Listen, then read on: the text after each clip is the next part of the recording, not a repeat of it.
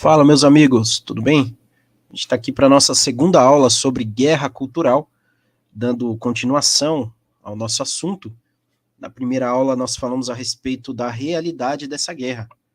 Nós entendemos que nós estamos em guerra, queiramos nós ou não.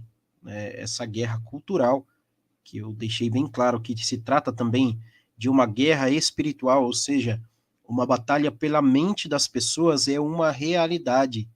E é uma realidade que muitos têm se recusado a enxergar. A partir de hoje, a partir dessa segunda aula, nós vamos falar a respeito de os indícios dessa guerra. O que nos mostra, com um olhar um pouco mais atento, que de fato nós estamos em guerra. Como nós podemos observar isso na nossa sociedade? A grande questão é o seguinte: algumas coisas que nós observamos não são a guerra como um todo, não se trata da guerra cultural, da guerra espiritual propriamente dita, mas são indícios de que essa guerra ela existe.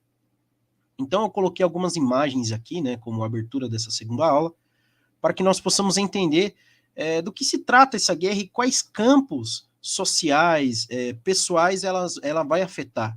Nós temos ali, por exemplo, do lado esquerdo, nós temos a foto de duas moças que, antes de adentrarem a universidade, elas eram normais. Mas, a partir do momento em que elas começaram a ter contato com essa doutrinação que nós vemos que é de uma forma muito mais intensa nas universidades públicas, elas começaram a mudar, inclusive, em sua aparência. Então, essa mentalidade, essa contracultura acabou sendo externada pela aparência dessas pessoas. Nós temos ali também um aluno tentando agredir uma professora, nós temos um grupo de crianças, dançando, não se pode nem chamar de dança isso aí, mas se comportando feito animais irracionais, Nós temos ali uma foto da parada gay, inclusive aconteceu esse domingo, a parada gay 2023, onde nós tínhamos, por exemplo, um grupo de crianças e de alguns homens, promovendo a transexualidade infantil. Então, assim, nós vemos, através desse tipo de coisa, o quão profundo abismo é aquele em que nós estamos enfiados, aquele em que nossa sociedade, nossa nação está enfiada. Nós temos ali a Marcha da Maconha, então nós temos um grupo de pessoas que estão se reunindo para lutar em prol do seu direito de usar drogas, mas a questão é que eles não querem somente isso, eles querem que a sociedade aceite isso como sendo normal.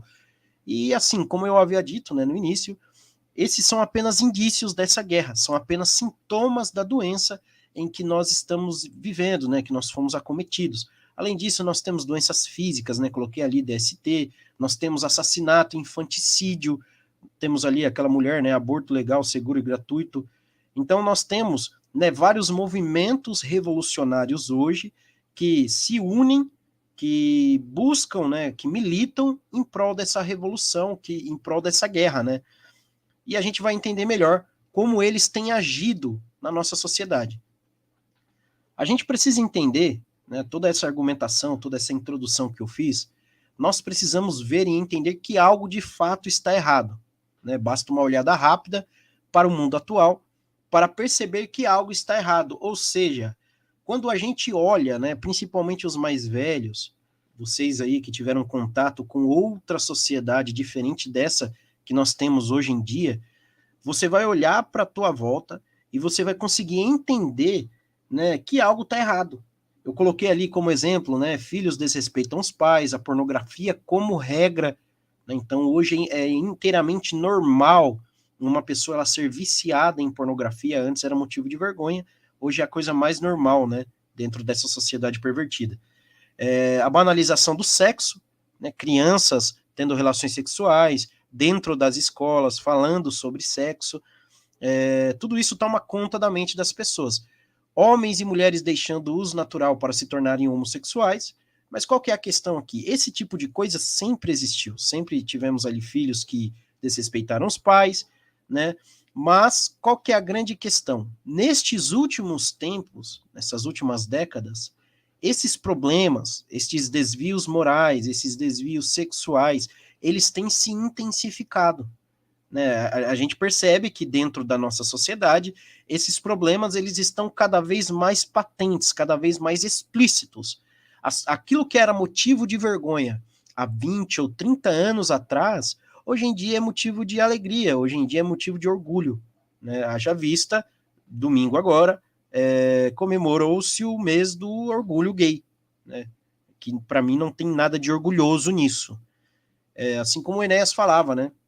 É uma prática que, se generalizasse, representaria a extinção da espécie humana. É a mais pura realidade. O próprio Cristo, eu coloquei aqui uma referência bíblica, o nosso próprio Cristo, ele nos advertia isso. E por se multiplicar a iniquidade, o amor de muitos se esfriará. Ou seja, à medida em que o tempo passar, as pessoas elas se aproximarão do pecado, elas se entregarão ao pecado cada vez mais. E é isso que nós temos visto, né? Só que nós temos que entender o seguinte: o pastor Eginaldo, no seu livro Marxismo Selvagem e no livro Dragão Vermelho, ele vai falar o seguinte, que não é porque o curso natural da humanidade é a multiplicação da iniquidade que nós vamos jogar a toalha, que a gente vai deixar de lutar, a gente vai entregar os pontos. Se você é cristão, né, se você se considera como um cristão, entenda que este não é o seu papel. Cristo, ele disse que a igreja, os discípulos dele, são a luz do mundo. Então você não coloca uma vela, né, uma lâmpada embaixo da cama, mas você coloca essa lâmpada num lugar de destaque, para que a luz que essa lâmpada emita, ela possa iluminar a todos aqueles que estão na casa. Então, se a igreja é a luz do mundo, a igreja deve cumprir o seu papel, iluminando as pessoas através da palavra de Deus, mostrando o verdadeiro caminho, mostrando o que desagrada a Deus, porque o pecado, né, é uma das raízes ali etimológicas, né, da palavra pecado, é errar o alvo, né? Então, nós precisamos entender aquilo que desagrada a Deus, o pecado como sendo aquilo que desagrada a Deus, e a igreja está aqui para isso, os cristãos estão aqui para isso, seja você católico ou evangélico, nós estamos aqui para cumprir a nossa missão diante de Deus e de Cristo. Onde e quando começa essa guerra? Para entender essa guerra, a gente precisa começar desde o início, né? Precisamos entender, por exemplo, do que se trata a nossa civilização, né? Porque quando se fala em guerra cultural, a gente vai entender que existe sim movimentos, né, propostos e apostos para destruir a nossa civilização.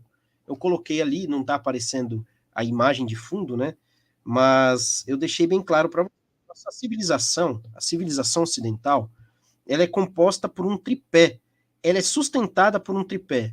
E esse tripé, ele se constitui da filosofia grega, do direito romano, da fé judaico-cristã. Então, o que vai acontecer, pessoal? Filosofia grega. Os gregos, eles contribuíram para o avanço da humanidade através da sua filosofia.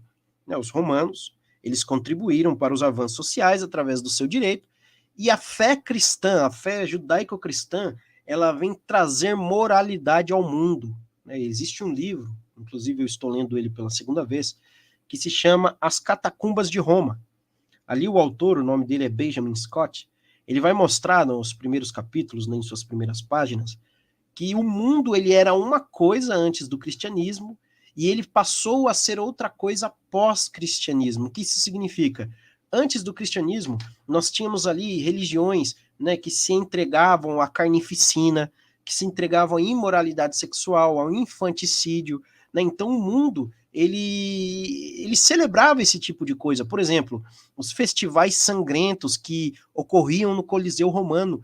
Isso o cristianismo foi abolindo, principalmente depois que o cristianismo ele foi ganhando seu espaço e notoriedade no mundo. Então nós vamos ver que a civilização ocidental, o Ocidente, né, a nossa civilização, ela é sustentada por isso. E esses movimentos revolucionários, essa guerra cultural em que nós estamos inseridos, é uma guerra para sustentar esse tripé. Então hoje, né, na nossa sociedade, nós vemos ali, né, falando-se de Brasil, a gente vê um movimento muito grande para destruir tudo isso, né? A alta cultura no Brasil, por exemplo, é uma coisa que já não existe, né? A população, a classe intelectual, disse aí, entre muitas aspas, já não conhece o que é alta cultura. O nosso direito tem sido pervertido. Por exemplo, a questão da bandidolatria, né? Então, quando se fala em justiça, a justiça romana e a justiça cristã, elas têm uma ligação muito grande nesse sentido de que o criminoso, ele deve ser punido, né? E aqui nós vemos que não é assim, né? Que o criminoso, ele é considerado como sendo vítima do sistema. Então, na realidade, o criminoso somos nós, né? Que o bandido, o ladrão, ele está agindo impulsionado por nós, por nossas atitudes, né? Que somos conformados ao sistema.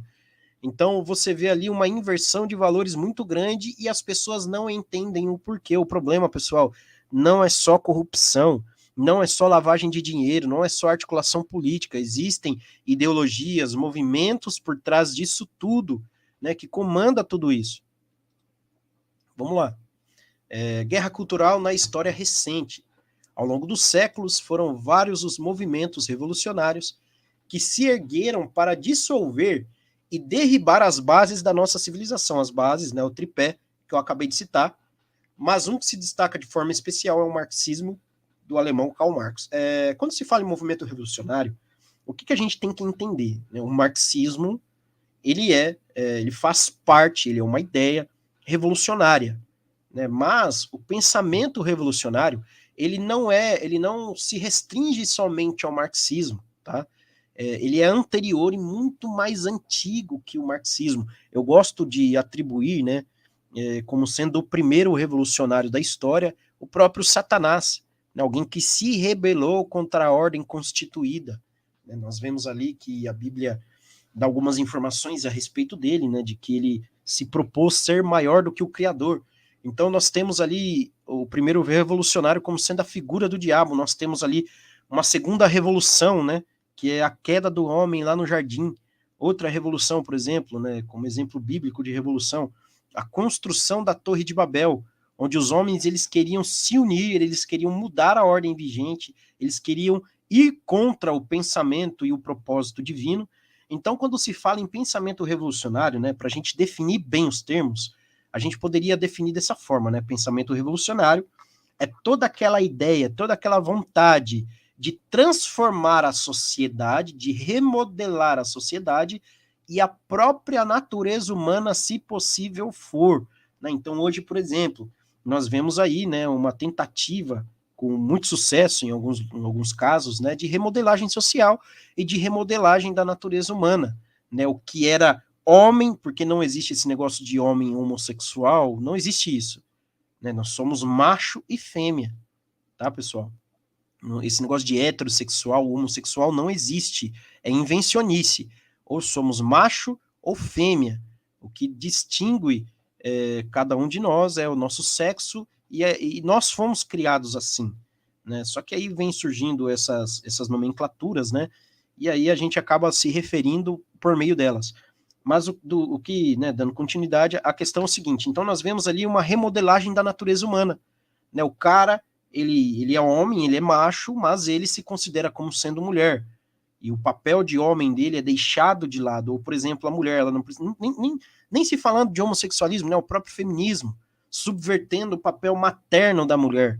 A partir do momento, o professor Olavo dizia uma coisa e é a mais pura realidade. A partir do momento em que a mulher foi transformada em força de trabalho, ela passou a ser escravizada. Então a mulher ela abandona suas atribuições naturais, né, de mãe, de esposa, de cuidadora da casa. E esse tipo de submissão não é vergonhosa, mas é honrosa, porque a base do lar é a mulher.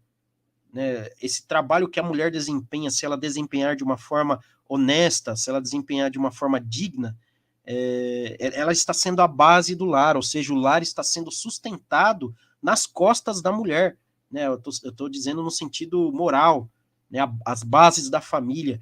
Evidentemente, né, nós vemos ali uma tentativa de inversão dos papéis, onde a mulher ela quer ocupar o papel dos homens, né? O movimento feminista tentando reproduzir os vícios masculinos no sexo feminino. Se o homem ele pode ter um monte de mulher, ele pode encher a cara no bar até tarde, por que eu, mulher, não posso? Né? Então nós vemos ali essa remodelação da natureza feminina. E aqui, né, falando assim, movimento revolucionário, pensamento revolucionário, nós temos a figura do Karl Marx. né, do pensamento marxista. E desde a sua idealização, né, principalmente ali da publicação do Manifesto Comunista em 1848, esse movimento ele tem se levantado contra a religião e contra os valores familiares, bem como contra a civilização como um todo, por entender que tais, né, os valores familiares e a religião são um obstáculo à revolução. Ou seja, eu havia dito, né, que a cultura ocidental, o Ocidente, ele é sustentado por um tripé.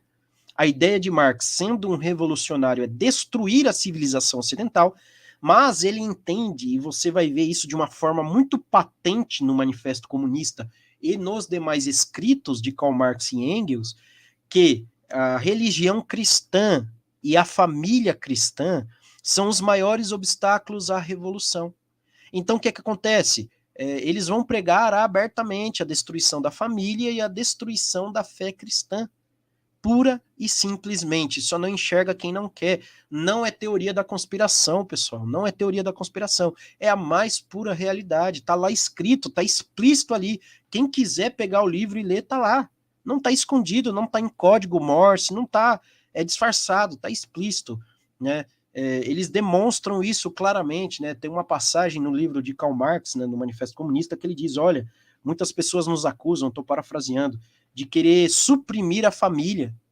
E esse propósito é um propósito marxista, sim, né? Ele entende que a família burguesa é a família cristã, né? Então, para se alcançar a revolução do proletariado, né? Porque o proletariado, na visão de Marx, ele estaria alienado. Então, na visão de Karl Marx, né, para você libertar o proletariado dessa alienação, você precisa destruir todos os resquícios ali de burguesia dentro dele, e a família é um dos maiores resquícios, além também da religião cristã. Então, Marx entendia que tudo isso deveria ser posto abaixo, deveria ser destruído. Entenda bem, pessoal, não é teoria da conspiração. Você pode pesquisar, estudar, faz as contas por você mesmo, faz a pesquisa por você mesmo, né, e você vai ver que o que eu estou falando é a mais pura realidade. Mas quem é Karl Marx? Quem foi Karl Marx, né? Esse apóstolo da religião satânica, né? Karl Marx, ele foi um filósofo, né? As pessoas gostam de considerá-lo como filósofo alemão, autor do Manifesto do Partido Comunista, um homem, né, de caráter muito duvidoso. Eu não vou entrar aqui em detalhes a respeito da vida de Karl Marx, da biografia de Karl Marx, isso ficaria para uma outra hora, mas, em suma, né, defensor ferrenho do comunismo, odiava a religião cristã com todas as suas forças. Em algumas biografias de Karl Marx, né, a empregada dele relatava que ele era um satanista, porque ele fazia alguns rituais estranhos na casa dele, palavras dela, né, acendia vela, desenhava no chão, e seus escritos, né, desde a sua juventude, ele declarava ódio ao cristianismo. Não ódio, tá, pessoal? Ódio, odiava ferrenhamente o cristianismo e o Deus cristão. Ele odiava profundamente. Karl Marx, ele pregava a dissolução da burguesia, dos patrões, a classe dominante da sociedade da época de Marx. Só que a dissolução da classe dominante, ela só seria possível através da união do proletariado, ou seja, os trabalhadores. Os trabalhadores, eles se uniriam, né, como é a passagem final, né, a ordem final do Manifesto Comunista, né? Trabalhadores de todo mundo, univos, vós não tendes nada a perder, a não ser os vossos grilhões. Então ele está dizendo o seguinte, olha, o proletariado, os trabalhadores, o pessoal lá da fábrica, eles vão se unir, eles vão esquecer a burguesia e eles vão fazer a apropriação, e destaque-se aí, pessoal, por meios violentos da propriedade privada. Para a gente entender o marxismo de Marx, tá? Repare-se que eu disse marxismo de Marx, porque o marxismo de hoje não é o mesmo marxismo de Marx. Por quê? Principalmente por esse ponto aí, né? A apropriação que o proletariado faria dos meios de produção seria uma apropriação por meios violentos, né? A revolução seria uma revolução armada, uma revolução violenta. Esses meios poderiam ser alcançados, né, os meios de produção, o controle social, eles só poderiam ser alcançados através da concentração de poder. Karl Marx dizia que os burgueses exploravam os trabalhadores e que, na realidade, eram eles, os trabalhadores, os verdadeiros donos do negócio. Então, a ideia de Marx era o seguinte: olha, pessoal, proletariado, trabalhadores, unam-se, e assim vocês poderão tomar aquilo que é seu por direito. Karl Marx foi o criador do materialismo histórico dialético, ou seja, ele vê a história da humanidade, ele abre o Manifesto Comunista dessa forma, né, dizendo que a história da humanidade é a história da luta, do conflito entre as classes, e que essa ideia de luta de classes é marxista, gente, vê tudo como relação de poder, como luta de classes, viu? E Karl Marx não era diferente, né? Ele diz que isso permeou toda a história da humanidade, que durante toda a história da humanidade foi assim, né, e que hoje em dia não é diferente. Existe-se ainda essa luta de classes, né, mas que agora o proletariado ele tem condições de se unir e praticar essa revolução. Ele acreditava que os empregados deveriam se unir e apropriar-se à força dos meios de produção, que na visão dele pertenciam a eles por direito, ou seja, eles eram a mão de obra. Então eles tinham todo o direito de se apropriar dos meios de produção, né, das fábricas, e ali se tornar a nova classe dominante. E ele pregava dessa forma a revolução sangrenta. Se fosse preciso matar todo mundo, que os proletariados matassem, mas que praticassem a revolução nos moldes marxistas. Para Marx, os valores cristãos eram utilizados pelos burgueses como único objetivo de dominar a mente proletária, ou seja, a religião era coisa de burguês safado, né? Até um pouco cômico isso que eu coloquei, mas o que significa isso, né?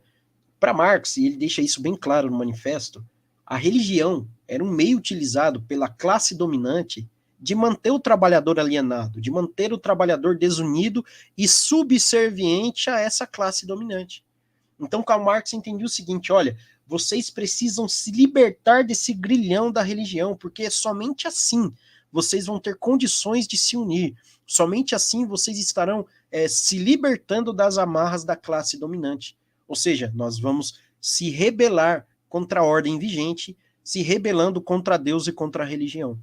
A revolução deveria acontecer na base da força e todos os obstáculos, repara bem aqui, está até grifado ali, né? Todos os obstáculos, inclusive a religião e a família, deveriam ser retirados do caminho. Por família, aqui a gente vai incluir relacionamento entre pais e filhos, casamento monogâmico, né? Toda essa mística familiar cristã, né? Que é uma coisa divina, onde Deus cria a família para ser dessa forma. O marxismo, né? Por isso que eu chamei Karl Marx de um apóstolo de Satanás. Ele buscava essa destruição da mais sagrada instituição. Pessoal, eu vou parar por aqui, nós já vamos entrar aí no 24º minuto de aula, mas eu acho que foi bem proveitoso, eu espero que vocês possam ver e rever essa aula, né? A gente está indo devagar, eu estou tentando explicar da melhor forma. Lembre-se que esse mini curso, ele é uma introdução ao assunto, né, para que vocês possam ficar cientes do que está acontecendo de fato e entendam que as coisas elas não são como realmente parecem que são, né, que nós estamos em guerra, que essa guerra ela é uma guerra que é difícil de ser percebida, principalmente se você estiver com seus olhos tapados, né, se você for uma pessoa com a visão obscurecida. Então é importante que nós venhamos a ter acesso a materiais como esse.